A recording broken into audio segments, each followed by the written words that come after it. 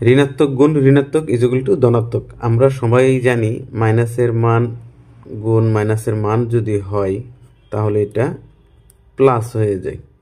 এটা কেন হয়? আপনার মনে কি এই প্রশ্নটা কখনো আসছে যে মাইনাসের মান যদি আমরা গুণ করি তাহলে এটা প্লাস হয় কেন? মাইনাসই তো হওয়ার কথা। কিন্তু আজকে আমি এই জিনিসটা আপনাদেরকে ব্যাখ্যা করব। গুণ মানে কি? 3 গুণ 4 মানে এই 3টাকে 4 বার যোগ বা 4টাকে 3 বার যোগ। যদি 3কে 4 বার যোগ দেই 12, তাহলে আমরা গুণের মানে কি বুঝলাম? যে কোনো একটা সংখ্যাকে যেটা দিয়ে গুণ দেওয়া হবে অতবার যোগ করলে আমরা মান পেয়ে যাব।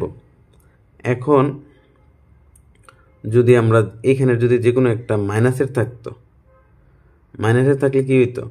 মাইনাসের থাকলে -3 যদি থাকতো আর গুণ 4 হইতো, তাহলে এই -3 রে 4 বার যোগ।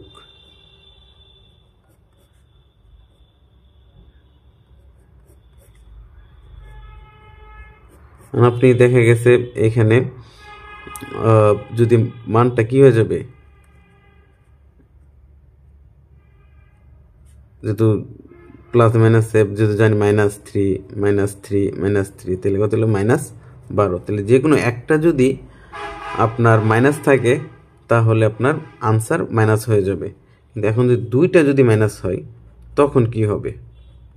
যখন দুইটাই মাইনাস হবে তখন কি হবে? তখন আমাদেরকে দেখতে হবে সংখ্যা রেখাটা। সংখ্যা রেখা কি বলছে?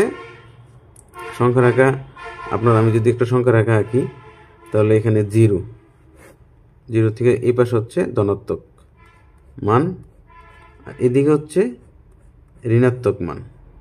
1 2 3 4 5 6 7 -1 -2 -3 -4 -5।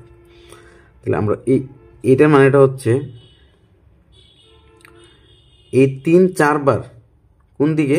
মাইনাসের দিকে।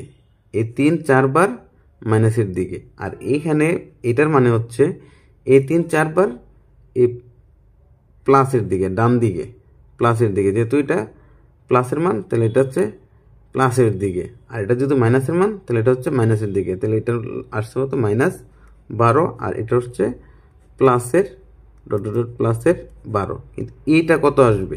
এটা দ্বারা কি বোঝায়? এটা তো মাইনাসের মান, তাহলে তো এই পাশে আসার কথা -3। তো -3 বলতে বোঝাচ্ছে এই দিকে -3, কিন্তু এই -4টা বোঝাচ্ছে তার উল্টা পাশে। তার উল্টা পাশে মানে কি? এইটার বিপরীত পাশে।